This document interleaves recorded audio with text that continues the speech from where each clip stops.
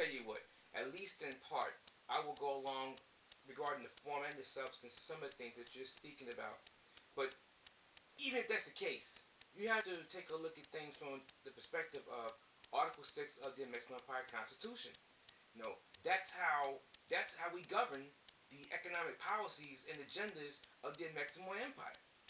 And so, in the harmonization of how we do things inside this jurisdiction with extra regnum economic policies, uh, that's a very difficult thing to do when you're talking about the overwhelming majority of corporate fictions and those who contract with them engaging in a non-substance-based operation for their medium of exchange that goes hand to hand.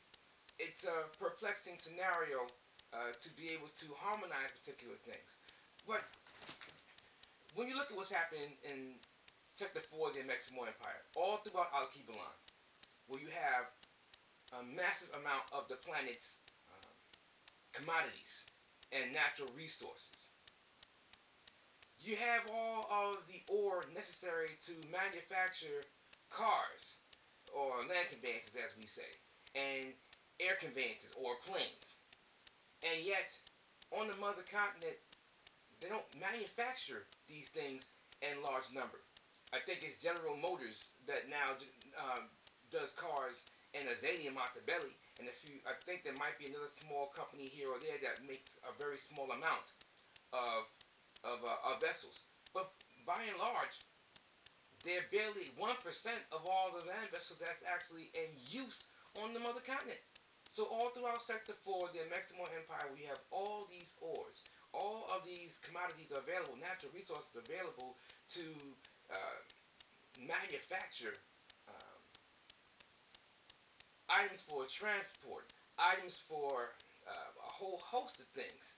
Um, you would think that parties who are supposedly looking out for the local populations would do all that they're able to make sure that if their engineers are well compensated, that their engineers will design land conveyances, air conveyances, and things of this nature.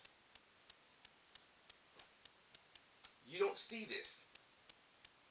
Now, our family in Ainu, they're doing a whole lot of manufacturing, and I'm not upset at that at all. Our family in Mohenjo-Daro, they do a lot of the engineering. I'm not upset at that at all. So you have those with 1.1 billion folks on the planet in Mohenjo-Daro doing engineering, and 1.4 billion of our folks in Ainu are doing the manufacturing, what gets engineered. Now, the downside of the manufacturing component is without particular safety standards sufficient, without sufficient environmental standards in place, the ecology, the environment in Ainu is off the chain now in terms of how bad the air quality is. It's how you can't even see the sun in certain parts of the day because of all of the fog and all of the smog and all the soot and everything else that folks are getting into their lungs. They have respiratory issues over there, and a whole host of other scenarios as a result of what's getting into their water supply. So the engineering component, on the other hand, our folks over there in Mohenjo-Daro, they are doing the service-based economy scenario where they're doing the customer service calls and things of this nature, and they're doing engineering of software and a whole host of other things for generational technologies of the future. So you're looking at folks making themselves viable amongst our ranks. Now, the mother continent, on the other hand, Sector 4, we're not seeing enough of that innovation there. We're just not. Now, our family in Southgate, in South Amexem, well, they manufacture a large portion of air conveyances and land conveyances there. So they're using the resource there on the ground, and they are making excellent use of the labor that's there. We need to be doing that in all the areas is the point that I'm making. But again, that goes back to what are the economic policies and agendas, and how are things being put in place. It's a huge scenario, and right now a lot of it is being handled from a Eurocentric center of gravity, and that's not going to keep much longer, because you continue to engage in things from a perspective where uh, our folks are basically being used by those who uh, um, hit our folks over the head with a musket and a Maxim gun and all these things.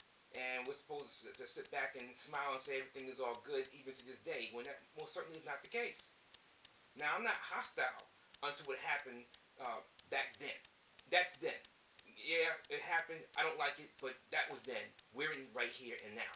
So what I'm referring to is what we must do to get our folks into a better position, to take a better opportunity to, or a better use of the opportunity, excuse me, to put things in place in terms of taking care of the social fabric of our folks, which basically means our psycho-socioeconomic structure must be stronger to accommodate more of our folks. And you will not be able to do that if you're only pushing out of the mother continent raw materials, but you don't have any finished goods, any finished manufactured product, or enough of it. Now, I'm not saying that I am all about consumerism in that regard. I am saying I'm a firm believer in the balance of agriculture-based economy supported by manufacturing, service-based economy, and engineering. So that's what I'm getting at. And it's going to take uh, not just appropriate economic policy, but a change in the socialization, which goes back to the fundamental root. Our folks must go back to that which is ultimately important: familyhood, not artificial barriers, familyhood. That's what I'm getting at. That is the basis of what the Moorcentric Center of Gravity is all about: familyhood. And when our folks come to that realization, they will change the way they act towards others. They will begin to respect themselves, like themselves, love themselves, and recognize that we are not islands. We must be able to work together with all of our folks of dark hue. And there are 33 shades, dermatologically speaking, of our hue.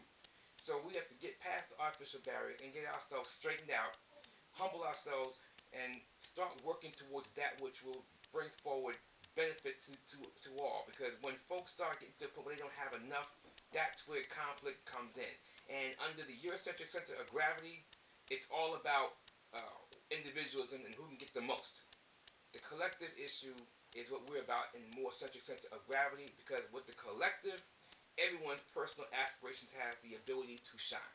And that, at the end of the day, as far as I'm concerned, is what it's all about. And folks need to get their heads straight and get their heads out of the sand, and need to start working towards that type of center of gravity. The Moorcentric Center of Gravity is of, by, and for our folks and the greater good of all of our folks. And that's the way we should be thinking, acting, and speaking at all times.